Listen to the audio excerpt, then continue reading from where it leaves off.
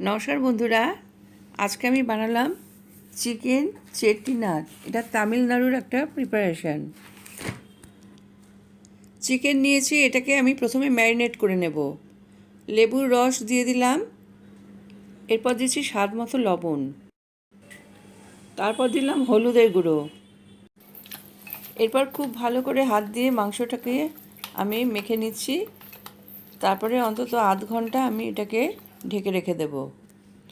এবার অন্যান্য মশলার মধ্যে নিয়েছি গোটা জিরে, গোটা ধনে, নারকেল কোড়া, গোটা গরম মশলা, পোস্ত, শুকনো লঙ্কা। এছাড়া নিলাম আদা, রসুন, কারি পাতা, টমেটো, হলুদ গুঁড়ো, লঙ্কার গুঁড়ো। অল্প তেলের মধ্যে আমি মশলাগুলোকে ভেজে নিচ্ছি।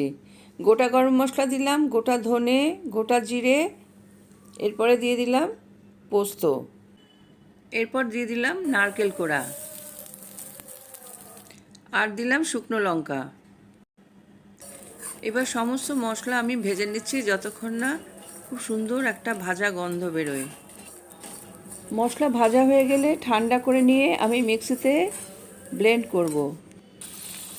এবার ম্যারিনেট করা চিকেনগুলো আমি তেলে হালকা করে ভেজে নিচ্ছি।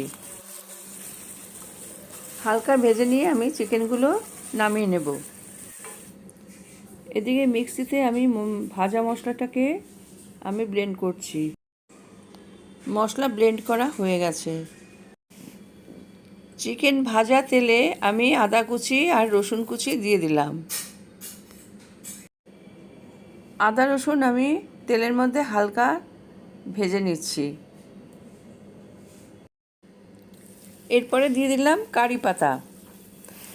কারি পাতা ভাজার পর খুব সুন্দর গন্ধ বেরিয়েছে।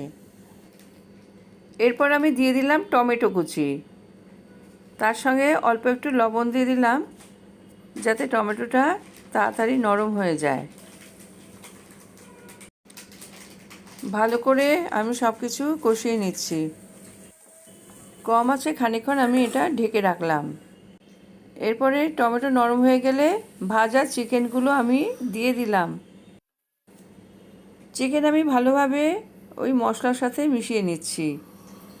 এরপরে দিলাম হলুদের গুঁড়ো আর লাল লঙ্কার গুঁড়ো।